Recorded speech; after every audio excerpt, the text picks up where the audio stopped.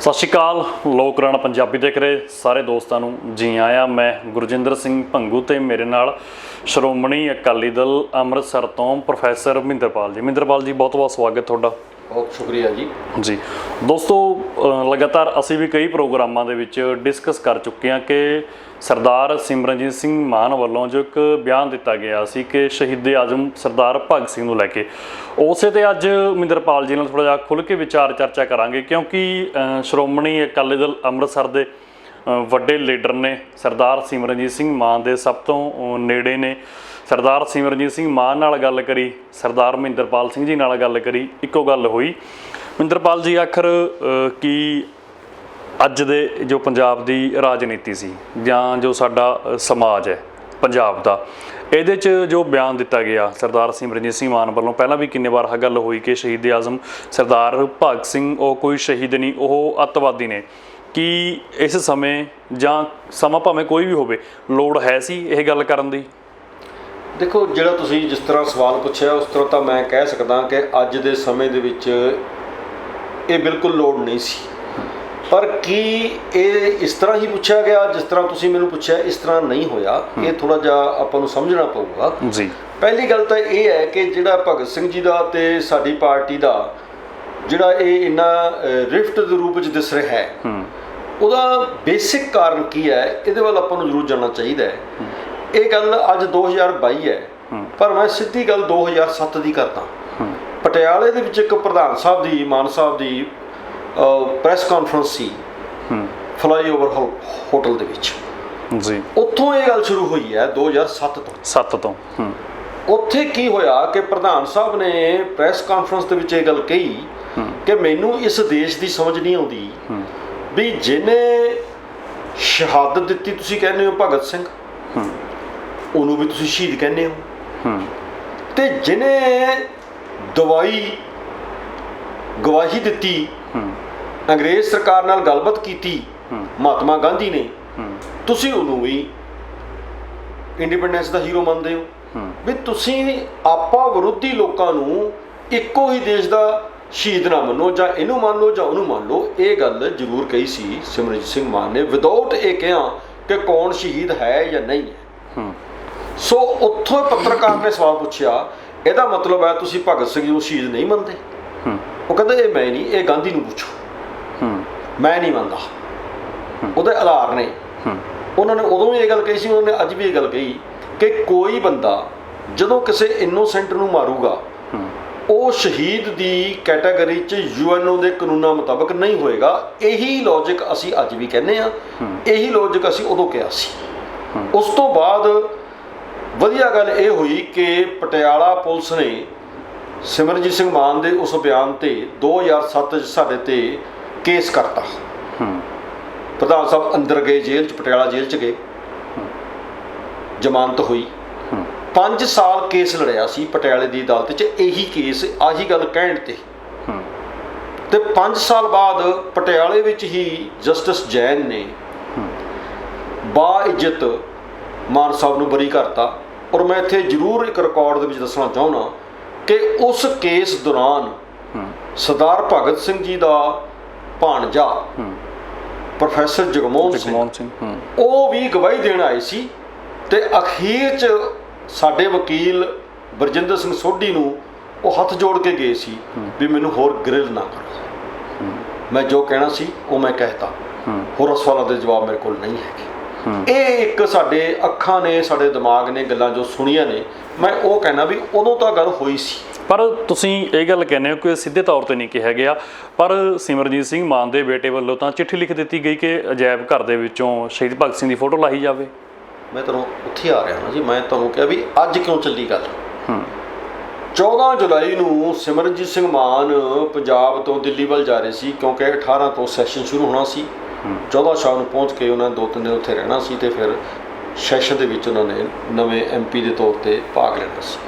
ਜਦੋਂ ਮੈਂ ਕਰੀਬ 1 ਵਜੇ ਦੇ ਗੇਟ ਦੇ ਵਿੱਚ ਉਹਨਾਂ ਨੂੰ ਰਾਜਪੁਰੇ ਤੋਂ ਤੋਰਿਆ, ਉਹ ਤੋਂ ਬਾਅਦ ਅਗਲਾ ਪੜਾਅ ਉਹਨਾਂ ਦਾ ਅੰਬਾਲੇ ਤੋਂ ਬਾਅਦ ਕਰਨਾਲ ਸੀ, ਜਿੱਥੇ ਉਹਨਾਂ ਨੇ ਲੰਚ ਵੀ ਕਰਨਾ ਸੀ, ਜਿੱਥੇ ਉਹਨਾਂ ਨੇ ਪ੍ਰੈਸ ਨੂੰ ਵੀ ਮਿਲਣਾ ਸੀ। ਜਦੋਂ ਉਹ ਪ੍ਰੈਸ ਨੂੰ ਮਿਲ ਰਹੇ ਨੇ ਸਾਡੇ ਜਾਣ ਤੋਂ 2 ਘੰਟੇ ਬਾਅਦ, ਤਾਂ ਉੱਥੇ ਪ੍ਰੈਸ ਹੀ ਪੁੱਛ ਰਹੀ ਹੈ ਬਿਨਾਂ ਕਿਸੇ ਕਾਰਨ ਦੇ, ਬਿਨਾਂ ਪ੍ਰਧਾਨ ਸਾਹਿਬ ਦੇ ਬੋਲਿਆਂ ਦੇ ਪ੍ਰੈਸ ਬਾਰ-ਬਾਰ ਪੁੱਛ ਰਹੀ ਹੈ ਵੀ ਤੁਹਾਡੇ ਭਗਤ ਸਿੰਘ ਬਾਰੇ ਕੀ ਵਿਚਾਰ ਨੇ। ਹੁਣ ਸਾਡੀ ਪਾਰਟੀ ਦੀ ਇੱਕ ਕ੍ਰੈਡੀਬਿਲਿਟੀ ਹੈ, ਜੋ ਅਸੀਂ ਗੱਲ ਕਹਿੰਦੇ ਆ ਉਹ ਸਿੱਧੇ ਰੂਪ 'ਚ ਕਹਿੰਦੇ ਆ ਤੇ ਉਹਦੇ ਉੱਤੇ ਪਹਿਰਾ ਦਿੰਦੇ ਆ। ਤਾਂ ਪ੍ਰਧਾਨ ਸਾਹਿਬ ਨੇ ਕਿਹਾ ਮੈਂ ਤਾਂ ਬਹੁਤ ਪਹਿਲਾਂ ਕਹਿ ਚੁੱਕਾ, ਪਰ ਜੇ ਤੁਸੀਂ ਦੱਸੋ ਮੈਨੂੰ ਵੀ ਮੈਂ ਹੁਣ ਪਾਰਲੀਮੈਂਟ 'ਚ ਜਾ ਰਿਹਾ, ਉੱਥੇ ਕੋਈ ਬੰਬ ਗੇਰ ਦੇਵੇ, ਤੁਸੀਂ ਕੀ ਲਿਖੋਗੇ? ਜੋ ਤੁਸੀਂ ਲਿਖੋਗੇ ਉਹੀ ਮੈਂ ਕਹਿਣਾ। ਇਹ ਇੱਦਾਂ ਸ਼ੁਰੂ ਦੁਬਾਰਾ।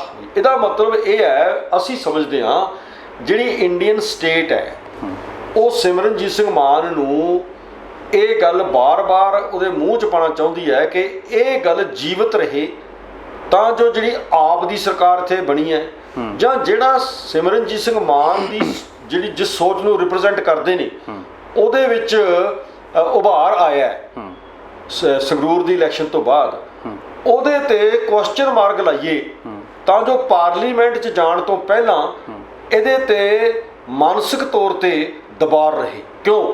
14 ਤਰੀਕ ਤੋਂ 2 ਦਿਨ ਪਹਿਲਾਂ ਦੀਆਂ ਅਖਬਾਰਾਂ ਤੁਸੀਂ ਪੜ੍ਹ ਲਓ, ਉਹਦੇ ਵਿੱਚ ਅਕਾਰਨ ਹੀ ਬਿਨਾਂ ਕਾਰਨ ਦੇ ਅਖਬਾਰਾਂ ਲਿਖ ਰਹੀਆਂ ਨੇ ਪੰਜਾਬ ਦੀਆਂ ਵੱਡੀਆਂ ਕਿ ਸਿਮਰਨਜੀਤ ਸਿੰਘ ਮਾਨ ਹੁਣ ਦੇਖੋ ਕਿਰਪਾਨ ਲੈ ਕੇ ਜਾਏਗਾ ਕਿ ਨਹੀਂ ਲਾਏਗਾ। ਕਿਸੇ ਨੇ ਅੱਧੀ ਸਟੇਟਮੈਂਟ ਕੱਟ ਕੇ ਦੇਤੀ ਵੀ ਮੈਂ ਤਾਂ ਕਿਰਪਾਨ ਲੈ ਕੇ ਜਾਊਂਗਾ, ਜਦ ਕਿ ਸਾਰਿਆਂ ਨੂੰ ਇਹ ਪਤਾ ਹੈ 99 'ਚ ਉਹ ਕਿਰਪਾਨ ਲੈ ਕੇ ਨਹੀਂ ਗਏ ਸੀਗੇ। 99 'ਚ ਉਹ ਕਿਰਪਾਨ ਤੋਂ ਬਿਨਾਂ ਜਾ ਕੇ 5 ਸਾਲ ਉੱਥੇ ਰਹਿ ਕੇ ਆਏ ਨੇ ਤੇ ਸਭ ਕੁਝ ਬੋਲ ਕੇ ਆਏ ਨੇ। ਤੇ ਹੁਣ ਤਾਂ ਤੀਜੀ ਵਾਰ ਹੈ। ਹੁਣ ਇਹ ਸਵਾਲ ਕਿਉਂ ਖੜਾ ਕੀਤਾ ਜਾ ਰਿਹਾ ਹੈ, ਇਹ ਗੱਲ ਇੱਥੇ ਆਪਾਂ ਖਤਮ ਕਰ ਦਿੰਦੇ ਹਾਂ। ਹੁਣ ਆ ਗਏ ਆਪਾਂ ਇਮਾਨ ਸਿੰਘ ਤੇ। ਜਦੋਂ ਇਹ ਗੱਲ ਵਧੀ ਤਾਂ ਉੱਥੇ ਕਿਹਾ ਗਿਆ ਕਿ ਭਗਤ ਸਿੰਘ ਦਾ ਤੁਹਾਡਾ ਭਗਤ ਸਿੰਘ ਬਾਰੇ ਕੀ ਵਿਚਾਰ ਹੈ, ਫਾਈਨਲ ਦੱਸੋ। ਉਹਦੇ ਵਿੱਚ ਅਸੀਂ ਕਿਹਾ ਕਿ ਉਹ ਇੱਕ ਨਾਸਤਿਕ ਬਿਰਤੀ ਦਾ ਬੰਦਾ ਸੀ, ਅਸੀਂ ਆਸਤਿਕ ਬਿਰਤੀ ਦੇ ਬੰਦੇ ਆ, ਇਸ ਕਰਕੇ ਅਸੀਂ ਉਹਨੂੰ ਸਿੱਖਾਂ ਦਾ ਸ਼ਹੀਦ ਨਹੀਂ ਮੰਨਦੇ।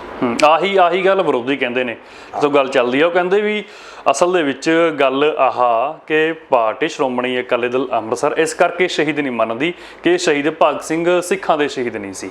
ਵੀ ਜੇਕਰ ਉਹਨਾਂ ਨੇ ਕਿਤਾਬ ਵੀ ਨਾ ਲਿਖੀ ਹੁੰਦੀ ਮੈਂ ਨਾਸਤਿਕ ਕਿਉਂ ਹਾਂ, ਜਾਂ ਨਾਸਤਿਕਤਾ ਦੀ ਕੋਈ ਗੱਲ ਨਾ ਚੱਲਦੀ ਹੁੰਦੀ, ਸ਼ਹੀਦ ਭਗਤ ਸਿੰਘ ਇੱਕ ਸਿੱਖ ਫਿਲਾਸਫੀ ਦੀ ਉਹਦੇ ਜੋ ਤਸਵੀਰ ਹੈ ਉਹ ਬਣਦੀ, ਫਿਰ ਸ਼ਹੀਦ ਮੰਨ ਲੈਂਦੇ।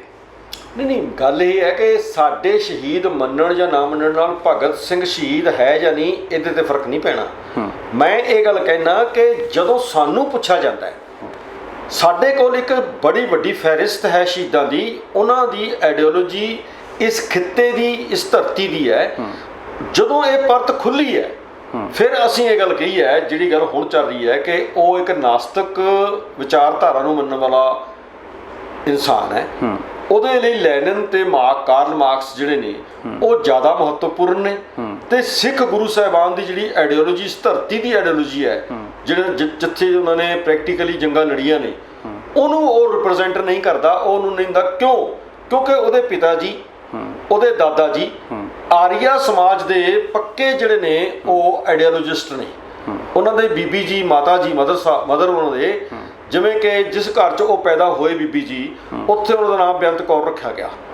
ਪਰ ਜਦੋਂ ਉਹ ਭਗਤ ਸਿੰਘ ਜੀ ਦੇ ਪਿਤਾ ਜੀ ਨਾਲ ਵਿਆਹੇ ਗਏ, ਉਹਨਾਂ ਦਾ ਨਾਮ ਵਿਦਿਆਵਤੀ ਰੱਖ ਦਿੱਤਾ ਗਿਆ। ਸੋ ਮੇਰਾ ਮਤਲਬ ਇੱਥੋਂ ਤੱਕ ਉਹਨਾਂ ਦਾ ਪਰਿਵਾਰ ਸਿੱਖੀ ਤੋਂ ਦੂਰ ਚਲਾ ਗਿਆ ਸੀ ਕਿ ਉਹਨਾਂ ਨੂੰ ਸਿੱਖ ਪਰਿਵਾਰ 'ਚ ਹੋਣ ਦੇ ਬਾਵਜੂਦ ਸਿੱਖ ਨਾਮ ਚੰਗਾ ਨਹੀਂ ਸੀ ਲੱਗਦਾ। ਇਸੇ ਲਈ ਭਗਤ ਸਿੰਘ ਜੀ ਨੇ ਵੀ ਕਿਹਾ ਕਿ ਮੈਂ ਚਾਹੁੰਦਾ ਕਿ ਇਸ ਦੇਸ਼ ਦੀ ਜਿਹੜੀ ਭਾਸ਼ਾ ਹੈ ਗੁਰਮੁਖੀ 'ਚ ਬਹੁਤ ਉਣਤਾਈਆਂ ਨੇ ਤੇ ਪੰਜਾਬੀ ਨਹੀਂ ਦੇਵਨਾਗਰੀ ਹੋਣੀ ਚਾਹੀਦੀ ਹੈ। ਸੋ ਇਹ ਜਿਹੜੇ ਡਿਫਰੈਂਸਿਸ ਨੇ, ਇਹਨਾਂ ਸਾਰਿਆਂ ਨੂੰ ਜੇ ਇਕੱਠਾ ਕਰਾਂਗੇ ਤਾਂ ਫਿਰ ਇਹ ਵੀ ਸਵਾਲ ਆਊਗਾ ਕਿ ਜੇ ਤੁਸੀਂ ਇੰਨੇ ਸਵਾਲ ਆਪਣੇ ਮਨ 'ਚ ਰੱਖਦੇ ਹੋ, ਸਾਡੇ ਤੇ ਸਵਾਲ ਆਉਂਦਾ ਹੈ, ਫਿਰ ਤੁਸੀਂ ਇਹ ਦੱਸੋ ਕਿ ਸਿੱਖਾਂ ਦਾ ਜਿਹੜਾ ਅਜਾਇਬ ਘਰ ਹੈ ਉਹਦੇ ਵਿੱਚ ਤਾਂ ਭਗਤ ਸਿੰਘ ਦੀ ਫੋਟੋ ਲਾਈ ਹੋਈ ਹੈ ਇੱਕ ਸ਼ਹੀਦ ਦੇ ਤੌਰ ਤੇ।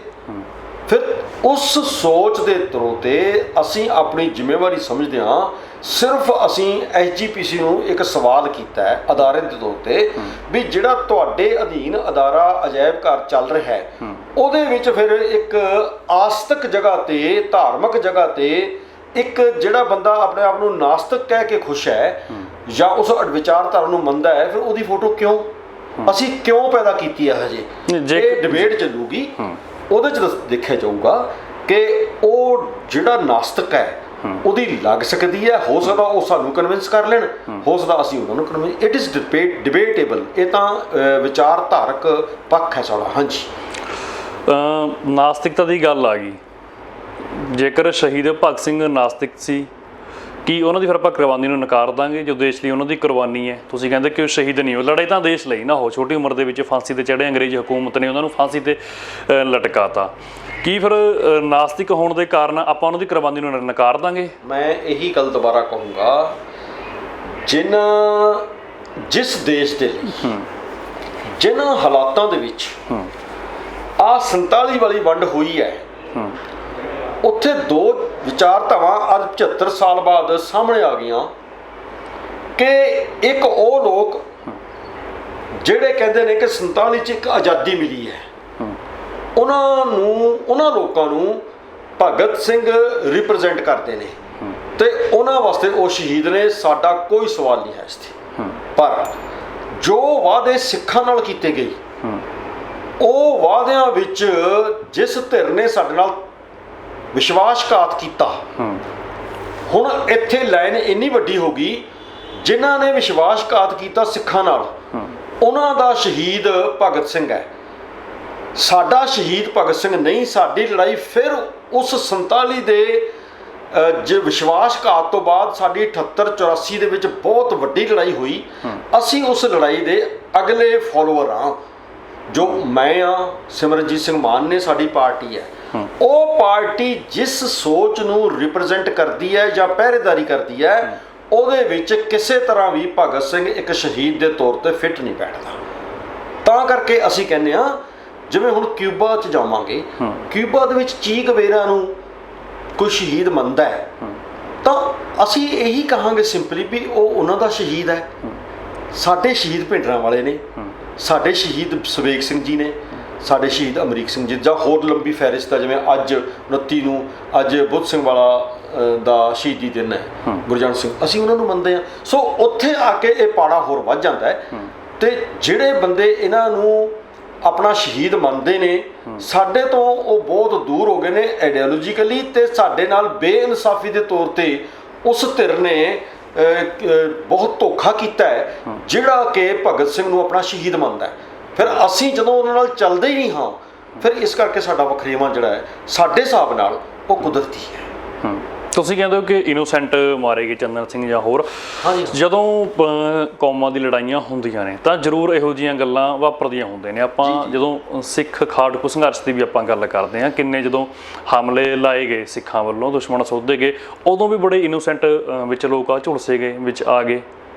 ਦੇਖੋ, ਇਹ ਗੱਲ ਨਾਲ ਮੈਂ ਤੁਹਾਡੇ ਨਾਲ ਇੱਕ ਗੱਲ ਨਾਲ ਤਾਂ ਇਹ ਸਹਿਮਤ ਹਾਂ ਕਿ ਜਦੋਂ ਦੇਸ਼ਾਂ ਦੇ ਜੰਗ ਚੱਲਦੇ ਨੇ, ਕਿਤੇ ਨਾ ਕਿਤੇ ਇਹੋ ਜਿਹੀਆਂ ਘਟਨਾਵਾਂ ਵਾਪਰ ਜਾਂਦੀਆਂ ਨੇ, ਨੋਇੰਗਲੀ ਜਾਂ ਅਨਨੋਇੰਗਲੀ, ਜਿਹਦੇ ਵਿੱਚ ਇਨੋਸੈਂਟ ਲੋਕ ਮਰ ਜਾਂਦੇ ਨੇ। ਜਿਵੇਂ ਭਗਤ ਸਿੰਘ ਤੋਂ ਦੋ ਬੰਦੇ ਜਿਹੜੇ ਮਰੇ, ਉਹ ਇਨੋਸੈਂਟ ਸੀ। ਹੁਣ ਗੱਲ ਇੱਕ ਅੱਗੇ ਹੋਰ ਆਉਂਦੀ ਹੈ। ਇੱਕ ਤਾਂ ਜਿਹੜਾ ਸਾਡਾ ਸੰਘਰਸ਼ ਚੱਲਿਆ ਤੇ ਚੱਲ ਰਿਹਾ ਹੈ, ਅਸੀਂ ਪੂਰੀ ਕੋਸ਼ਿਸ਼ ਕੀਤੀ ਹੈ, ਸਾਡੇ ਖੜਕੂਆਂ ਨੇ, ਕਿ ਵਾਹ ਲੱਗਿਆ ਨੋਇੰਗਲੀ ਇਨੋਸੈਂਟ ਨਾ ਮਾਰੇ ਜਾਣ। ਉਹ ਭਗਤ ਸਿੰਘ ਦੇ ਗਰੁੱਪ ਨੇ ਵੀ ਕੀਤੀ ਹੋਣੀ ਹੈ, ਜਿਹੜਾ ਉਹਨਾਂ ਦੇ ਨਾਲ ਚੱਲਦਾ ਸੀ ਗਰੁੱਪ, ਜਿੱਥੇ ਤੇ ਉਹਨਾਂ ਨੇ ਕਾਰਵਾਈਆਂ ਕੀਤੀਆਂ, ਮੈਂ ਕਹਿੰਦਾ ਵੀ ਉਹਨਾਂ ਨੇ ਵੀ ਕੀਤੀ ਹੋਣੀ। ਪਰ ਜਿਹੜਾ ਇਹ ਕਤਲ ਹੋਇਆ ਹੈ ਦੋ ਬੰਦਿਆਂ ਦਾ, ਇਹ ਭਗਤ ਸਿੰਘ ਨੂੰ ਪਤਾ ਸੀ ਕਿ ਜਿਹਨੂੰ ਮਾਰਨ ਵਾਸਤੇ ਲਾਲਾ ਲਾਜਪਤ ਰਾਏ ਜੀ ਦੀ ਉਹਨਾਂ ਦੇ ਹਿਸਾਬ ਨਾਲ ਸ਼ਹਾਦਤ, ਸਾਡੇ ਹਿਸਾਬ ਨਾਲ ਮੌਤ ਤੋਂ ਬਾਅਦ ਜਿਹੜਾ ਗੁੱਸਾ ਉਹਨਾਂ 'ਚ ਆਇਆ, ਜੋ ਇੱਕ ਗੱਲ ਬਣੀ ਹੈ ਪੂਰੀ ਇਤਿਹਾਸਕ, ਉਹਨਾਂ ਨੇ ਸਾਈਮਨ ਕਮਿਸ਼ਨ ਦੇ ਵਿਰੋਧ ਕਰਕੇ ਜੋ ਲਾਲਾ ਲਾਜਪਤ ਰਾਏ ਜੀ ਨੇ ਕੀਤਾ, ਜਿਸ ਅਫਸਰ ਨੇ ਰੋਕਿਆ, ਜਿਹਦੀ ਡਿਊਟੀ ਸੀ, ਚਲੋ ਅੱਜ ਵੀ ਹੈਗੀ ਹੈ, ਅਸੀਂ ਇਹਨਾਂ ਦਾ ਵਿਰੋਧ ਕਰਦੇ ਹਾਂ, ਉਹ ਉਹਨਾਂ ਦਾ ਕਰਦੇ ਸੀ, ਉਸ ਸਾਈਮਨ ਕਮਿਸ਼ਨ ਦੇ ਵਿਰੋਧ 'ਚ ਉਹ ਮਾਰਨ ਗਏ ਸੀ। ਪਰ ਉਹ ਅਫਸਰ ਉਸ ਦਿਨ ਨਹੀਂ ਸੀ ਜਾ ਰਿਹਾ, ਨਵਾਂ ਅਫਸਰ ਆ ਗਿਆ ਸੀ, ਆਈ ਥਿੰਕ ਸੌਂਡਰਸ ਆ ਗਿਆ ਸੀ।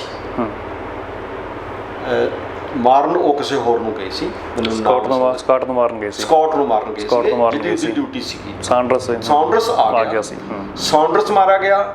ਚੰਨਣ ਸਿੰਘ ਉਹਦਾ ਬਾਡੀਗਾਰਡ ਸੀ, ਹੌਲਦਾਰ, ਉਹਨਾਂ ਨੇ ਉਹਨੂੰ ਵੀ ਮਾਰਤਾ। ਸੋ ਉਹ ਜਾਣਦੇ ਸੀ ਜਿਹਨਾਂ ਨੂੰ ਮੈਂ ਮਾਰ ਰਿਹਾ, ਉਹ ਸਾਂਡਰਸ ਉਹ ਬੰਦਾ ਨਹੀਂ ਹੈ ਜਿਹਨੂੰ ਮੈਂ ਮਾਰਨ ਵਾਸਤੇ ਆਇਆ ਸੀ। ਇੱਕ ਤਾਂ ਚਲੋ ਇਹ ਗੱਲ ਹੈ, ਇਹ ਆਪ ਦਰਸ਼ਕ ਇਸ ਤੇ ਵਿਚਾਰ ਕਰਨ ਕਿ ਇਸ ਘਟਨਾ ਨੂੰ ਫਿਰ ਤੁਸੀਂ ਕੀ ਕਹੋਗੇ। ਦੂਜਾ ਨੰਬਰ, 47 ਤੋਂ ਅੱਜ 76 ਸਾਲ ਹੋ ਗਏ ਜਾਂ 75ਵਾਂ ਲੰਘ ਗਿਆ ਮੇਰਾ ਖਿਆਲ। 75 ਸਾਲ 'ਚ ਜਿਹੜੀ ਧਿਰ ਕਹਿੰਦੀ ਹੈ ਬਾਹਰ ਮੂੰਹ ਤੋਂ ਕਹਿੰਦੀ ਹੈ, ਚਾਹੇ ਉਹ ਮੋਦੀ ਹੈ, ਚਾਹੇ ਉਹ ਇੰਦਰਾ ਗਾਂਧੀ ਸੀ, ਚਾਹੇ ਰਾਜੀਵ ਸੀ, ਚਾਹੇ ਉਹਨਾਂ ਦੇ ਪੰਜਾਬ ਸ਼ਾਖਾ ਨੇ ਜਾਂ ਹੋਰ ਪਾਰਟੀਆਂ, ਇਹ ਸਾਰੀਆਂ ਕਹਿੰਦੀਆਂ ਨੇ ਵੀ ਭਗਤ ਸਿੰਘ ਸ਼ਹੀਦ ਹੈ। ਪਰ ਕੀ ਐਸੀ ਗੱਲ ਹੈ ਕਿ ਪਾਰਲੀਮੈਂਟ ਦੇ ਵਿੱਚ ਜਾਂ ਕਿਸੇ ਵਿਧਾਨ ਸਭਾ ਦੇ ਵਿੱਚ ਇਹ ਅੱਜ ਤੱਕ ਇਹ ਮਤ ਹੀ ਨਹੀਂ ਰੱਖ ਸਕੇ ਕਿ ਭਗਤ ਸਿੰਘ ਨੂੰ ਕਾਗਜ਼ਾਂ ਵਿੱਚ, ਭਗਤ ਸਿੰਘ ਵਗੈਰਾ ਹੋਰ ਵੀ ਸਾਰੇ ਕਾਗਜ਼ਾਂ ਵਿੱਚ ਕਿਸੇ ਨੂੰ ਵੀ ਸ਼ਹੀਦ ਨਹੀਂ ਮੰਨਿਆ। ਪਰ ਭਗਤ ਸਿੰਘ ਦੇ ਫਾਲੋਅਰ ਇਹ ਗੱਲ ਕਹਿੰਦੇ ਨੇ ਕਿ ਜੇਕਰ ਕੋਈ ਸਰਕਾਰ, ਕੋਈ ਵਿਧਾਨਕਾਰ ਵਿਧਾਨ ਸਭਾ ਦੇ ਵਿੱਚ ਮਤਾ ਪਾਵੇ ਜਾਂ ਨਾ ਪਾਵੇ, ਪਾਰਲੀਮੈਂਟ ਦੇ ਵਿੱਚ ਮਤਾ ਪੇਸ਼ ਕਰੇ ਨਾ ਕਰੇ ਕਿ ਸ਼ਹੀਦ ਭਗਤ ਸਿੰਘ ਹੈਗੇ ਨਾ, ਜੇ ਨਹੀਂ ਉਹ ਤਾਂ ਸਾਡੇ ਲਈ ਸ਼ਹੀਦ ਹੀ ਰਹਿਣਗੇ ਨਾ। ਕਿਸੇ ਦੇ ਮੰਨਣ ਨਾਲ ਅਸੀਂ ਨਹੀਂ ਮੰਨਾਂਗੇ ਨਾ। ਠੀਕ ਹੈ, ਪਰ ਸਰਕਾਰ ਇੱਕ ਗੱਲ ਤਾਂ ਕਰੇ ਨਾ, ਉਹ ਜਿਹੜੇ ਫੋਲੋਅਰ ਨੇ ਉਹ ਉਹਨੂੰ ਉਸ ਆਜ਼ਾਦੀ ਦੇ ਨਾਲ ਜੋੜਦੇ ਨੇ ਜਿਹੜੀ ਆਜ਼ਾਦੀ ਦੇ ਸਿਰ ਤੇ ਅੱਜ ਸਰਕਾਰਾਂ ਬਣ ਰਹੀਆਂ ਨੇ। ਮੈਂ ਉਹਨਾਂ ਸਰਕਾਰਾਂ ਦੀ ਗੱਲ ਕਰਦਾ, ਉਹ ਇੱਕ ਪਾਸੇ ਤਾਂ ਆਉਣ ਜਾਂ ਨਾ ਮੰਨਣ ਜਾਂ ਮੰਨਣ, ਲੋਕਾਂ ਨੂੰ ਕਿਉਂ ਭੰਬਲ ਭੁੱਸੇ 'ਚ ਪਾਇਆ ਹੋਇਆ ਹੈ। ਮੈਂ ਇੱਥੇ ਇੱਕ ਗੱਲ ਜ਼ਰੂਰ ਉਚੇਚਾ ਰਿਕਾਰਡ ਕਰਾਉਣਾ ਚਾਹੁੰਦਾ, ਪੰਜਾਬ ਪੁਲਿਸ ਨੂੰ ਜਦੋਂ ਟ੍ਰੇਨਡ ਕੀਤਾ ਜਾਂਦਾ ਹੈ ਤਾਂ ਉਹ ਫਲੋਰ ਦੇ ਜਿਹੜਾ ਇੱਕ ਕਿਲੇ ਦੇ ਵਿੱਚ ਉਹਨਾਂ ਦਾ ਇੰਸਟੀਟਿਊਸ਼ਨ ਬਣਿਆ ਹੋਇਆ ਹੈ, ਟ੍ਰੇਨਿੰਗ ਇੰਸਟੀਟਿਊਸ਼ਨ, ਜਿੱਥੇ ਟ੍ਰੇਨਿੰਗ ਦਿੱਤੀ ਜਾਂਦੀ ਹੈ। ਉੱਥੇ ਸਾਂਡਰਸ ਦਾ ਨਾਮ ਵੀ ਲਿਖਿਆ ਹੋਇਆ, ਉਹਦਾ ਫੋਟੋ ਵੀ ਲੱਗਿਆ ਹੋਇਆ, ਅੱਜ ਵੀ ਉਹਦਾ ਰਿਵਾਲਵਰ ਵੀ ਪਿਆ ਜਿਹਦੇ ਨਾਲ ਭਗਤ ਸਿੰਘ ਜੀ ਨੇ ਉਹਨੂੰ ਮਾਰਿਆ ਸੀ। ਉੱਥੇ ਕਿਹਾ ਜਾਂਦਾ ਹੈ ਕਿ ਆਹ ਜਿਹੜਾ ਰਿਵਾਲਵਰ ਹੈ ਇਹ ਉਸ ਅੱਤਵਾਦੀ ਦਾ ਹੈ ਜਿਸ ਅੱਤਵਾਦੀ ਨੇ ਤੁਹਾਡੇ ਅਫਸਰ ਸਾਂਡਰਸ ਦੀ ਇਹ ਤਸਵੀਰ ਹੈ, ਇਹਨੂੰ ਗੋਲੀਆਂ ਮਾਰ ਕੇ ਮਾਰਤਾ ਸੀ। ਤੁਸੀਂ ਇਸ ਚੀਜ਼ ਦਾ ਧਿਆਨ ਰੱਖਣਾ ਵੀ ਇਸ ਤਰ੍ਹਾਂ ਜੇ ਤੁਹਾਡੇ ਤੇ ਕੋਈ ਹਮਲਾ ਕਰੇ, ਇਹ ਉਹਨਾਂ ਦੀ ਟ੍ਰੇਨਿੰਗ ਦਾ ਇੱਕ ਚੈਪਟਰ ਹੈ, ਇਹ ਜੇ ਗਲਤ ਹੋ ਗਏ ਮੈਂ ਇਹਦਾ ਜਵਾਬ ਦਿਆਂ। ਸੋ ਕਿਹੜੀ ਸਰਕਾਰ ਹੈ, ਕਿਸ, ਹੁਣ ਭਗਤ ਸਿੰਘ ਵਾਲੀ ਸੋਚ ਦੀ ਗੱਲ ਆਮ ਆਦਮੀ ਪਾਰਟੀ ਕਰ ਰਹੀ ਹੈ। ਆਮ ਆਦਮੀ ਪਾਰਟੀ, ਆਪਾਂ ਉਸ ਤੇ ਵੀ ਆਵਾਂਗੇ। ਉਸ ਤੋਂ ਪਹਿਲਾਂ ਮੇਰਾ ਇੱਕ ਹੋਰ ਸਵਾਲ ਹੈ, ਉਹ ਕਹਿੰਦੇ ਕਿ ਸਰਾਈ ਨਾਗਾ ਵਾਲੀ ਜੋ ਘਟਨਾ ਸਰਦਾਰ ਸਿਮਰਜੀਤ ਸਿੰਘ ਮਾਨ ਵੱਲੋਂ ਨਿਹੰਗਾਂ ਨੂੰ ਸਰੈਂਡਰ ਕਰਾ ਕੇ ਗੋਲੀਆਂ ਮਾਰੀਆਂ ਗਈਆਂ ਸੀ, ਵੀ ਫਿਰ ਉਹ ਕਿੱਥੋਂ ਤੱਕ ਜਾਇਜ਼ ਹੈ ਗੱਲ? ਹੁਣ ਗੱਲ ਇੱਥੇ ਇਹ ਗੱਲ ਬੜੀ ਲੰਬੀ ਹੈ ਕਿਉਂਕਿ ਟੌਪਿਕ ਚੱਲ ਰਿਹਾ ਸੀ ਭਗਤ ਸਿੰਘ ਦਾ। ਹੁਣ ਸਰਾਏ ਨਾਗਾ ਆਪਣੇ ਆਪ 'ਚ ਇੱਕ ਚੈਪਟਰ ਹੈ। ਪਹਿਲੀ ਗੱਲ ਤਾਂ ਇਹ ਹੈ ਕਿ ਕੋਈ ਵੀ ਐਵੀਡੈਂਸ ਕਾਗਜ਼ਾਂ ਵਿੱਚ ਅਜਿਹਾ ਨਹੀਂ ਹੈ ਜਿਹੜਾ ਇਹ ਸਿੱਧ ਕਰੇ ਕਿ ਫੜ ਕੇ ਮਾਰਿਆ ਗਿਆ ਹੈ। ਮੂੰਹੋਂ ਮੂੰਹ ਗੱਲ ਚਲਦੀ ਹੈ, ਮੈਂ ਨਹੀਂ ਕਹਿੰਦਾ ਕਿ ਮੈਂ ਸੁਣੀ ਨਹੀਂ, ਮੈਂ ਵੀ ਸੁਣੀ ਹੈ, ਪਰ ਜਦੋਂ ਅਸੀਂ ਇਹਦੀ ਹੁਣ ਨਹੀਂ ਬਹੁਤ ਪਹਿਲਾਂ ਤੋਂ ਚੱਲੇ, ਕਿਉਂਕਿ ਇਸ ਵਾਕਿਆ ਨੂੰ ਵਾਪਰੇ ਨੂੰ 43 ਸਾਲ ਹੋ ਗਏ ਨੇ। 79 ਦਾ 79 ਦੇ ਇਸ ਵਾਕਿਆ ਦੇ ਸਾਰੇ ਇਨਕੁਆਇਰੀ ਦੇ ਕਾਗਜ਼ ਅੱਜ ਵੀ ਪਏ ਨੇ। ਕੌਣ ਡਿਪਟੀ ਕਮਿਸ਼ਨਰ ਸੀ, ਕੌਣ ਐਸਐਸਪੀ ਸੀ, ਕੀ ਹੋਇਆ ਸੀ, ਕੌਣ ਮਰਿਆ। ਜੇ ਇੱਕ ਤਾਂ ਉਹ ਕਹਿੰਦੇ ਫੇਕ ਐਨਕਾਊਂਟਰ ਸੀ, ਫੇਕ ਐਨਕਾਊਂਟਰ ਦੇ ਵਿੱਚ ਕਦੇ ਪੁਲਿਸ ਵਾਲੇ ਮਰਦੇ ਨੇ, ਪੁਲਿਸ ਵਾਲੇ ਉਹਨਾਂ ਨੂੰ ਰੋਕਣਗੇ, ਉਹਨਾਂ ਨੇ ਗੋਲੀ ਚਲਾਈ, ਇੱਧਰੋਂ ਗੋਲੀ ਚੱਲੀ, ਉਹ ਦੋਨੋਂ ਚੋਂ ਬੰਦੇ ਮਰ ਗਏ।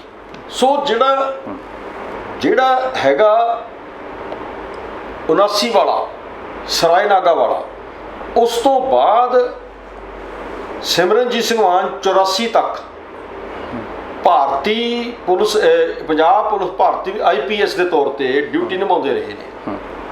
84 ਤੋਂ ਲੈ ਕੇ ਅੱਜ ਤੱਕ 37 ਸਾਲ ਤੋਂ ਉਹ ਬਾਗੀ ਰੂਪ 'ਚ ਵਿਚਰ ਰਹੇ ਨੇ।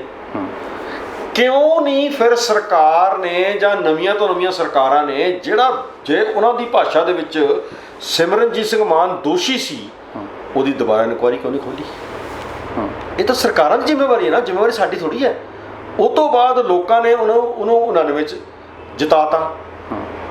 ਉਦੋਂ ਉਸ ਤੋਂ ਪਹਿਲਾਂ ਇਹ ਗੱਲ ਹੋ ਚੁੱਕੀ ਸੀ 10 ਸਾਲ ਪਹਿਲਾਂ, 99 ਜਿਤਾਤਾ, 20 ਸਾਲ ਪਹਿਲਾਂ ਗੱਲ ਹੋ ਗਈ ਸੀ, ਹੁਣ ਫਿਰ ਜਿਤਾਤਾ। ਹੁਣ 30 ਸਾਲ ਹੋ ਗਏ ਇਸ ਗੱਲ ਨੂੰ, 30 ਨਹੀਂ 44 ਸਾਲ ਹੋ ਗਏ ਇਸ ਗੱਲ ਨੂੰ। 42-43 ਸਾਲ ਹੋ ਗਏ।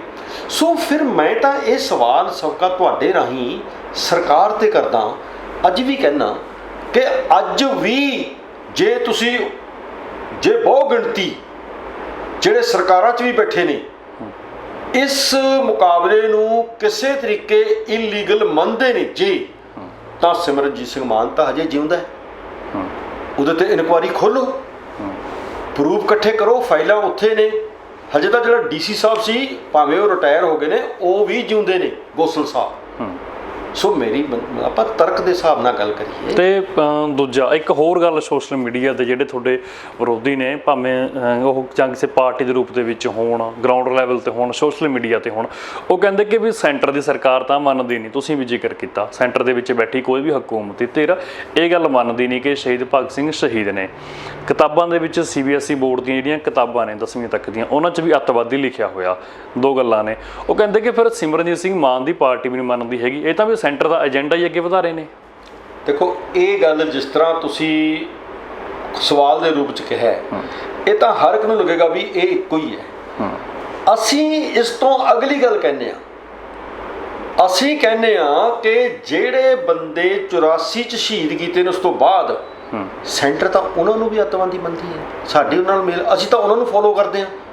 ਸਾਡੀ ਉਹਨਾਂ ਨਾਲ ਨੇੜਤਾ ਤਾਂ ਹੋਵੇ ਕਿ ਸੈਂਟਰ ਸਾਡੇ ਨਾਲ ਜੁੜ ਕੇ ਉਹਨਾਂ ਨੂੰ ਸ਼ਹੀਦ ਮੰਨ ਜੇ ਤੇ ਭਗਤ ਸਿੰਘ ਨੂੰ ਨਾ ਮੰਨੇ। ਅਸੀਂ ਇਹ ਗੱਲ ਨਹੀਂ ਕਹਿੰਦੇ, ਅਸੀਂ ਇਸ ਗੱਲ ਤੇ ਜ਼ੋਰ ਦੇ ਰਹੇ ਹਾਂ, ਜੇ ਭਗਤ ਸਿੰਘ ਨੂੰ ਸ਼ਹੀਦ ਮੰਨਦੇ ਹੋ ਤਾਂ ਫਿਰ 84 ਤੋਂ ਬਾਅਦ ਜਿਹੜੀ ਲੜਾਈ ਅਸੀਂ ਲੜੀ ਹੈ ਉਹਨਾਂ ਨੂੰ ਵੀ ਸ਼ਹੀਦ ਮੰਨੋ। ਅਸੀਂ ਤਾਂ ਇਸ ਗੱਲ ਦੇ ਉੱਤੇ ਜਾ ਰਹੇ ਹਾਂ। ਸਾਡੇ ਆਪਣੇ ਤਰਕ ਨੇ, ਇਹੀ ਗੱਲ ਅਸੀਂ ਪਟਿਆਲਾ ਕੋਰਟ 'ਚ 5 ਸਾਲ ਸਾਡੇ ਵਕੀਲ ਸਾਹਿਬ ਦਲੀਲ ਦਿੰਦੇ ਰਹੇ ਨੇ ਵੀ ਜੇਕਰ ਤੁਸੀਂ ਇਹਨੂੰ ਸ਼ਹੀਦ ਦੇ ਰੂਪ 'ਚ ਮੰਨਦੇ ਹੋ ਤਾਂ ਫਿਰ ਜਿਨ੍ਹਾਂ ਨੂੰ ਅਸੀਂ ਸ਼ਹੀਦ ਕਹਿੰਦੇ ਆ ਉਹਨਾਂ ਨੇ ਇਸ ਤੋਂ ਕੀ ਅੱਡ ਕੀਤਾ ਹੈ, ਉਹਨਾਂ ਨੂੰ ਵੀ ਸ਼ਹੀਦ ਮੰਨੋ। ਸਾਡੀ ਨੇੜਤਾ ਤਾਂ ਅੱਜ ਸੈਂਟਰ ਤੇ BJP ਹੈ, ਕੱਲ ਸੈਂਟਰ ਤੇ ਕਾਂਗਰਸ ਸੀਗੀ, ਪਰਸੋਂ ਇੰਦਰਾ ਗਾਂਧੀ ਸੀਗੀ, ਰਾਜੀਵ ਗਾਂਧੀ ਸੀਗਾ। ਇੰਦਰਾ ਗਾਂਧੀ ਨੇ ਤਾਂ ਖੁਦ ਸਾਡੇ ਬੰਦੇ ਸ਼ਹੀਦ ਕੀਤੇ ਨੇ। ਸਾਡੀ ਉਸ ਸੈਂਟਰ ਨਾਲ ਨੇੜਤਾ ਕਿਵੇਂ ਹੋ ਸਕਦੀ ਹੈ, ਇਹ ਵੀ ਤਾਂ ਸਵਾਲ ਹੈ। ਇਹਨੂੰ ਵੀ ਤਰਕ ਦੇ ਆਧਾਰ ਤੇ ਕਰੋ। ਅਸੀਂ ਤਾਂ ਆਪਣੇ ਸ਼ਹੀਦਾਂ ਦੀ ਗੱਲ ਕਰਦੇ ਹਾਂ, ਸਾਨੂੰ ਸਾਡੇ ਸ਼ਹੀਦਾਂ ਦੀ ਗੱਲ ਦੇ ਉੱਤੇ ਰਹਿਣ ਦਿਓ। ਅਸੀਂ ਭਗਤ ਸਿੰਘ ਨੂੰ ਇੱਕ ਸਮਝੌਤੇ ਦੇ ਤਹਿਤ ਰੁਕ ਜਾਾਂਗੇ ਜੇ ਕਿਤੇ ਸਰਕਾਰ, ਚਾਹੇ ਉਹ ਸਟੇਟ ਦੀ ਹੈ ਚਾਹੇ ਉਹ ਸੈਂਟਰ ਦੀ ਹੈ, ਜੇ ਕਹਿ ਦੇਵੇ, ਸਾਨੂੰ ਓਪਨਲੀ ਕਹਿ ਦੇਵੇ, ਅਸੀਂ ਵੀ ਜਵਾਬ ਦੇਵਾਂਗੇ ਕਿ ਅਸੀਂ ਤੁਹਾਡੇ ਸ਼ਹੀਦਾਂ ਦਾ ਸਤਿਕਾਰ ਕਰਦੇ ਹਾਂ। ਅਸੀਂ ਉਸੇ ਦਿਨ ਕਹਿ ਦਾਂਗੇ ਅਸੀਂ ਤੁਹਾਡੇ ਸ਼ਹੀਦਾਂ ਦਾ ਵੀ, ਇੱਥੇ ਸੀਜ਼ ਫਾਇਰ ਹੋ ਸਕਦੀ ਹੈ, ਸਾਨੂੰ ਕੋਈ ਇਸ ਤੋਂ ਲੈਣਾ ਦੇਣਾ ਨਹੀਂ, ਅਸੀਂ ਇਸ ਤੋਂ ਕੋਈ ਲਾਹਾ ਨਹੀਂ ਲੈਣਾ ਹੈ। ਅਸੀਂ ਭਗਤ ਸਿੰਘ ਨੂੰ ਐਜ਼ ਏ ਪਰਸਨ ਕੋਈ ਨਿੰਦਣੀ ਗੱਲ ਨਹੀਂ ਕਰਦੇ ਵੀ ਹਾਂ ਉਹ ਬਹੁਤ ਮਾੜਾ ਬੰਦਾ ਸੀ, ਨਾ। ਅਸੀਂ ਤਾਂ ਜਦੋਂ ਡਿਫਾਈਨ ਕਰਦੇ ਹਾਂ ਕਿ ਸਾਡੇ ਸ਼ਹੀਦ ਕਿਹੜੇ ਨੇ, ਤੁਹਾਡੇ ਸ਼ਹੀਦ ਹਿੰਦੁਸਤਾਨੀਓ ਕਿਹੜੇ ਨੇ, ਉੱਥੇ ਡਿਫਰੈਂਸ਼ੀਏਸ਼ਨ ਹੈ। ਕਿਤੇ ਇਸ ਕਰਕੇ ਤਾਂ ਨਹੀਂ ਵੀ ਉਹਨਾਂ ਨੇ ਦੇਸ਼ ਦੇ ਲਈ ਸ਼ਹੀਦੀ ਦਿੱਤੀ, ਇਸ ਕਰਕੇ ਸ਼ਹੀਦੀ ਨਹੀਂ, ਧਰਮ ਦੇ ਨਾਂ ਤੇ ਸ਼ਹੀਦੀ ਨਹੀਂ ਦਿੱਤੀ। ਉਹ ਇੱਕ ਪਾੜਾ ਪੈ ਚੁੱਕਾ ਹੈ। ਉਹਦੇ 'ਚ ਭਗਤ ਸਿੰਘ ਵੀ ਆਉਂਦੇ ਨੇ, ਉਹਦੇ 'ਚ ਹੋਰ ਬੰਦੇ ਵੀ ਆਉਂਦੇ, ਉਹਦੇ 'ਚ ਮਹਾਤਮਾ ਗਾਂਧੀ ਪਹਿਲਾਂ ਆਉਂਦਾ ਹੈ, ਉਹਦੇ 'ਚ ਨਹਿਰੂ ਆਉਂਦਾ ਹੈ, ਜਿਨ੍ਹਾਂ ਨੇ ਸਾਡੇ ਨਾਲ ਵਿਸ਼ਵਾਸਘਾਤ। ਤੁਸੀਂ ਫਿਰ ਉਸੇ ਕੈਟਾਗਰੀ 'ਚ ਰੱਖ ਰਹੇ ਹੋ ਭਗਤ ਸਿੰਘ ਨੂੰ, ਜਿਵੇਂ ਮਹਾਤਮਾ ਗਾਂਧੀ ਜਾਂ ਨਹਿਰੂ। ਉਹ ਪਰਲੇ ਪਾਸੇ ਵਾਲੇ ਨੇ। ਉਸ ਪਾਸੇ ਦੇ ਵਿੱਚ ਭਾਵੇਂ ਉਹਨਾਂ ਦੇ ਆਪਣੇ ਡਿਫਰੈਂਸਿਸ ਹੈਗੇ ਨੇ, ਮਹਾਤਮਾ ਗਾਂਧੀ ਦੇ ਤੇ ਭਗਤ ਸਿੰਘ ਦੇ, ਪਰ ਸਾਡੇ ਹਿਸਾਬ ਨਾਲ ਉਹ ਪਰਲੇ ਪਾਸੇ ਵਾਲੇ ਨੇ, ਭਾਵ ਹਿੰਦੁਸਤਾਨ ਵਾਲੇ ਪਾਸੇ ਦੇ ਨੇ। ਜੇ ਸਾਡੇ ਨਾਲ 47 ਦੇ ਹਿਸਾਬ ਨਾਲ ਵਿਸ਼ਵਾਸਘਾਤ ਨਾ ਕਰਦੇ, ਸਾਨੂੰ ਇੱਕ ਖਿੱਤਾ ਦੇ ਦਿੰਦੇ। ਜੇਕਰ ਜਦੋਂ 47 ਚ ਸਿੱਖ ਹੋਮਲੈਂਡ ਦੀ ਗੱਲ ਚੱਲਦੀ ਸੀ, ਖਾਲਿਸਤਾਨ ਸ਼ਬਦ ਬਾਅਦ ਚ ਪ੍ਰਗਟ ਹੋਇਆ। ਹਾਂ, ਨਹੀਂ, ਖਾਲਿਸਤਾਨ ਬਾਅਦ ਨਹੀਂ ਹੋਇਆ, ਖਾਲਿਸਤਾਨ ਲਫ਼ਜ਼ ਪਹਿਲਾਂ ਆ ਗਿਆ। ਪਰ ਤੁਸੀਂ ਜਿਹੜੀ ਕਹਿ ਰਹੇ ਹੋ ਬਿਲਕੁਲ ਠੀਕ ਹੈ। ਨਹੀਂ, ਉਦੋਂ ਮਤਲਬ ਅੱਜ ਖਾਲਿਸਤਾਨ ਦੀ ਮੰਗ ਕਰਦੇ ਉਦੋਂ ਸਿੱਖ ਹੋਮਲੈਂਡ ਸੀ, ਤੇ 84 ਤੇ 84 ਤੋਂ ਬਾਅਦ ਫਿਰ ਆਪਾਂ ਨੇ ਹੋਮਲੈਂਡ ਤੋਂ ਫਿਰ ਖਾਲਿਸਤਾਨ ਦਾ ਸ਼ਬਦ, ਮਤਲਬ ਸ਼ਬਦ ਪਹਿਲਾਂ ਆ ਗਿਆ ਸੀ, ਪਰ ਇਸ ਰੂਪ ਦੇ ਵਿੱਚ, ਇਸ ਰੂਪ ਚ 84 ਚ ਸ਼ਬਦ ਇਹ ਆਇਆ। ਕਿ ਮੰਨ ਲਓ ਜੇਕਰ ਉਸ ਵੇਲੇ ਸਿੱਖਾਂ ਨਾਲ ਜੋ ਵਾਅਦਾ ਕੀਤਾ ਗਿਆ ਸੀ ਉਸ ਵੇਲੇ ਦੀ ਹਕੂਮਤ ਨਹਿਰੂ ਵੱਲੋਂ ਕਿ ਸਿੱਖ ਹੋਮਲੈਂਡ ਅਸੀਂ ਦੇ ਦਾਂਗੇ, ਬਾਅਦ ਚ ਕਹਿੰਦੇ ਕਿ ਹੁਣ ਉਸ ਤਰ੍ਹਾਂ ਦਾ ਮਾਹੌਲ ਨਹੀਂ ਰਿਹਾ ਮਾਸਟਰ ਜੀ, ਅਸੀਂ ਨਹੀਂ ਪੂਰਾ ਕਰ ਸਕਦੇ, ਆਹ ਗੱਲ ਹੋਈ। ਜੇਕਰ ਦੇ ਦਿੰਦੇ ਫਿਰ ਤੁਹਾਡੇ ਭਗਤ ਸਿੰਘ ਬਾਰੇ ਵਿਚਾਰ ਕੀ ਹੁੰਦੇ? ਸਾਡੇ ਭਗਤ ਸਿੰਘ ਬਾਰੇ ਇਹ ਹੁੰਦੇ ਕਿ ਜਿਸ ਸਮਝੌਤੇ ਦੇ ਤਹਿਤ ਅਸੀਂ 47 ਚ ਬ੍ਰਿਟਿਸ਼ਰਸ ਕੱਢੇ ਨੇ, ਉਸ ਸਮਝੌਤੇ ਤਹਿਤ ਭਾਵੇਂ ਇੱਕ ਗੱਲ ਗਲਤ ਹੋਈ ਆ, ਕਿਉਂਕਿ ਭਗਤ ਸਿੰਘ ਨੇ ਵੀ ਕਦੇ ਨਹੀਂ ਕਿਹਾ ਸੀਗਾ ਵੀ ਹਿੰਦੁਸਤਾਨ ਤੇ ਪਾਕਿਸਤਾਨ ਬਣ ਜਾਣ। ਅਸੀਂ ਸਾਂਝੇ ਰੂਪ ਦੇ ਵਿੱਚ ਕਹਿੰਦੇ ਕਿ ਦੇਖੋ ਸਾਨੂੰ ਆਪਣੀ ਆਜ਼ਾਦੀ ਮਿਲ ਗਈ, ਹਿੰਦੁਸਤਾਨੀਆਂ ਨੂੰ ਆਪਣੀ ਆਜ਼ਾਦੀ ਮਿਲ ਗਈ, ਪਾਕਿਸਤਾਨੀਆਂ ਨੂੰ ਆਪਣੀ ਆਜ਼ਾਦੀ ਮਿਲ ਗਈ, ਸਾਡੇ ਸਾਰਿਆਂ ਦੇ ਸਾਂਝੇ ਜਿਹੜੇ ਸ਼ਹੀਦ ਨੇ ਉਹ ਇਹ ਨੇ, ਉਹਦੇ 'ਚ ਭਗਤ ਸਿੰਘ ਵੀ ਆ ਜਾਂਦਾ। ਮਤਲਬ ਕਹਿਣ ਤੋਂ ਉਹ ਇੱਕ ਕੌਮਾਂ ਦਾ ਜਦੋਂ ਇਤਿਹਾਸ ਲਿਖਿਆ ਗੱਲ ਉਹ ਫਿਰ ਕੌਮ ਦੀ ਗੱਲ ਆ ਗਈ ਵੀ ਇਸ ਕਰਕੇ ਖੁੰਦਕ ਤਾਂ ਨਹੀਂ ਕਿਤੇ ਆਹ ਦੇਖੋ ਇਹ ਲੱਗੇਗਾ ਉਹਨਾਂ ਨੂੰ, ਜਿਹੜੇ ਭਗਤ ਸਿੰਘ ਦੇ ਫੋਲੋਅਰ ਨੇ ਇਹ ਉਹਨਾਂ ਨੂੰ ਲੱਗੇਗਾ ਭੰਗੂ ਸਾਹਿਬ, ਉਹ ਜ਼ਰੂਰ ਇਹ ਕਹਿ ਸਕਦੇ ਨੇ, ਉਹਨਾਂ ਨੂੰ ਵੀ ਹੱਕ ਹੈ। ਪਰ ਅਸੀਂ ਜਦੋਂ ਆਪਣੇ ਆਪ ਨੂੰ ਡਿਫਾਈਨ ਕਰਦੇ ਹਾਂ ਤਾਂ ਸਾਨੂੰ ਵੀ ਇਹ ਹੱਕ ਦਿਓ ਸਾਨੂੰ ਵੀ ਕਿ ਅਸੀਂ ਆਪਣੇ ਸ਼ਹੀਦਾਂ ਨੂੰ ਉਨੀ ਦੇਰ ਭੁਲਾ ਕਿਵੇਂ ਸਕਦੇ ਹਾਂ ਜਿੰਨੀ ਦੇਰ ਤੱਕ ਸਾਨੂੰ ਉਹ ਸਟੇਟਸ ਨਹੀਂ ਮਿਲਦਾ ਜਿਸ ਸਟੇਟਸ ਲਈ ਅਸੀਂ 47 ਤੋਂ ਪਹਿਲਾਂ ਵੀ ਸਟਰਗਲ ਕੀਤੀ ਤੇ ਅੱਜ ਵੀ ਸਟਰਗਲ ਕੀਤੀ, ਕਿਉਂਕਿ ਇਹ ਟੌਪਿਕ ਹੋਰ ਵੀ ਲੰਬਾ ਹੋ ਸਕਦਾ ਹੈ। ਪਰ ਮੈਂ ਇੱਥੇ ਇਹ ਗੱਲ ਜ਼ਰੂਰ ਕਹਾਂਗਾ ਕਿ ਹੁਣ ਵੀ ਮੈਂ ਕਹਿੰਦਾ ਜਿਹੜਾ ਫੈਸਲਾ ਅਦਾਲਤ ਨੇ ਕਰਤਾ ਉਸ ਤੋਂ ਬਾਅਦ ਅਸੀਂ ਕਦੇ ਉਚੇਚੇ ਤੌਰ ਤੇ ਇਸ ਗੱਲ ਦੀ ਫੜ ਵੀ ਨਹੀਂ ਮਾਰੀ ਕਿ ਅਸੀਂ ਤਾਂ ਜਿੱਤੇ ਪਏ ਹਾਂ, ਇਹ ਲਫ਼ਜ਼ ਵੀ ਨਹੀਂ ਕਿਹਾ ਸੀ। ਉਹ ਇੱਕ ਤਰਕ ਸੀ, ਅਸੀਂ ਤਰਕ ਅਦਾਲਤ ਅੱਗੇ ਰੱਖਤਾ, ਅਦਾਲਤ ਨੇ ਸਾਡਾ ਤਰਕ ਮੰਨ ਲਿਆ।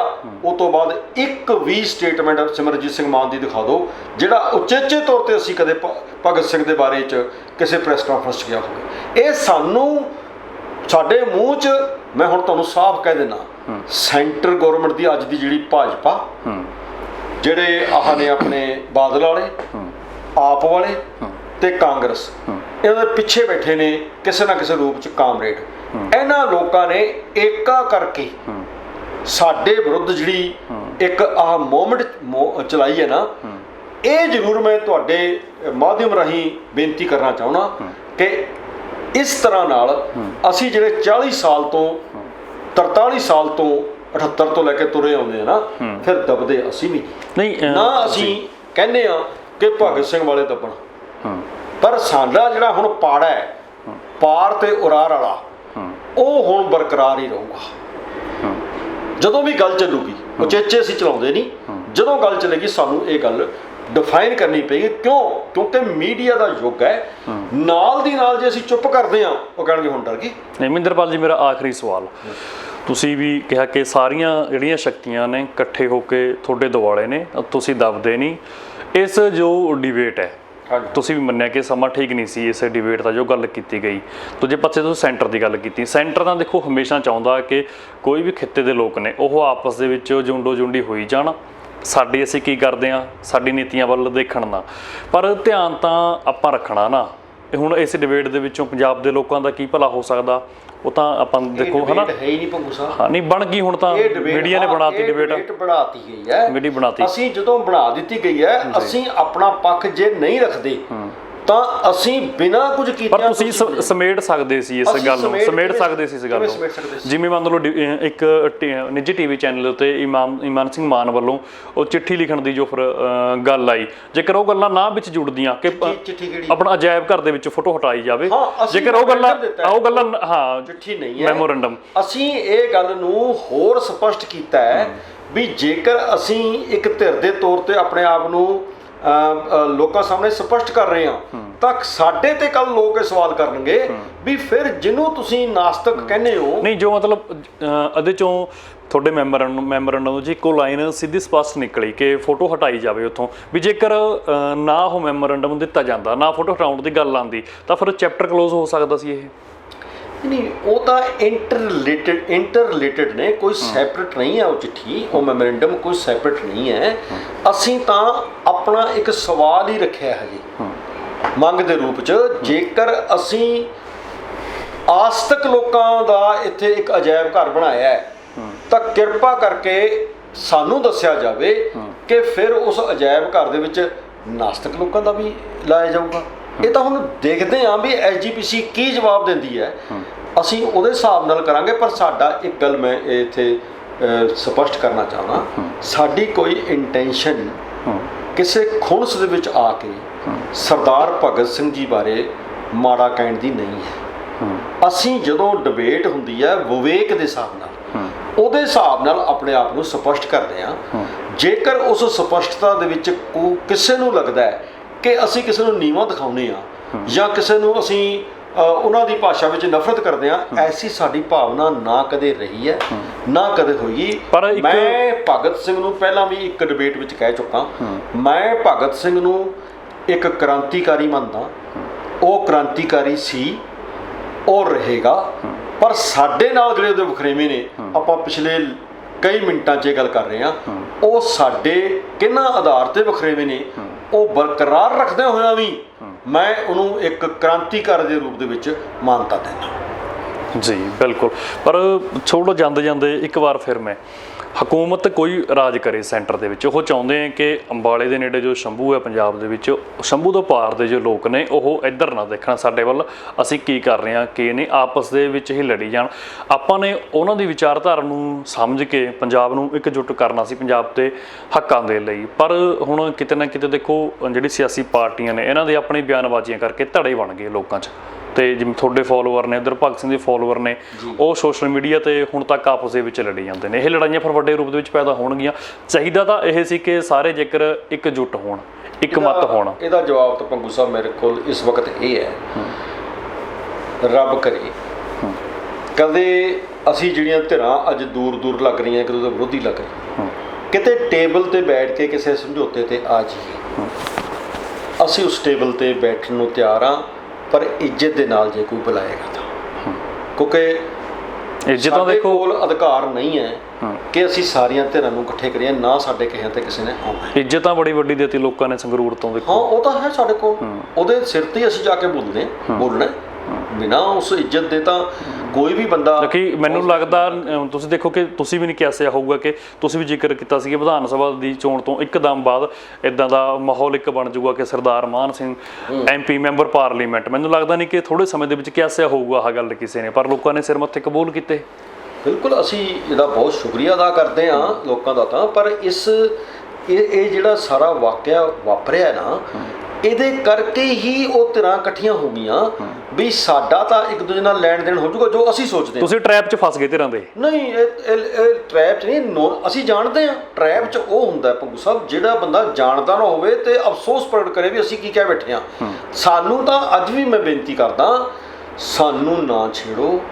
ਮੈਂ ਸਾਰਿਆਂ ਨੂੰ ਬੇਨਤੀ ਕਰਦਾ, ਸਾਡੇ ਵਿਚਾਰਾਂ ਬਾਰੇ ਜਦੋਂ ਸਪਸ਼ਟ ਹੋ ਚੁੱਕੇ ਹੋ ਤੁਸੀਂ, ਪਿਛਲੇ 17 ਸਾਲ ਤੋਂ ਇਹ ਗੱਲ ਡਿਬੇਟੇਬਲ ਹੋ ਚੁੱਕੀ ਹੈ, ਕੋਰਟ ਜਾ ਚੁੱਕੀ ਹੈ, ਜਿਹਨੂੰ ਜਾਣਦੇ ਹੋ ਉਹ ਬੰਦਾ ਸਪਸ਼ਟਤਾ ਦੇ ਵਿੱਚ, ਉਹ ਧਿਰ ਸਪਸ਼ਟਤਾ ਦੇ ਵਿੱਚ ਵੀ ਦੁਨੀਆ 'ਚ ਆਪਣਾ ਇੱਕ ਇਮੇਜ ਰੱਖਦੀ ਹੈ, ਉਹ ਤਾਂ ਕਹੂਗੀ। ਪਰ ਅਸੀਂ ਇਹ ਜਿਹਨੂੰ ਜੰਗਬੰਦੀ ਦੇ ਤੌਰ ਤੇ, ਮੈਂ ਪਾਰਟੀ ਦਾ ਜਨਰਲ ਸੈਕਟਰੀ ਹਾਂ, ਮੈਂ ਕਹਿੰਦਾ ਕਿ ਅਸੀਂ ਆਪ ਕਦੇ ਉਚੇਚੇ ਤੌਰ ਤੇ ਇਸ ਵਿਸ਼ੇ ਨੂੰ ਛੇੜ ਕੇ ਰਾਜੀ ਨਹੀਂ ਹੈ।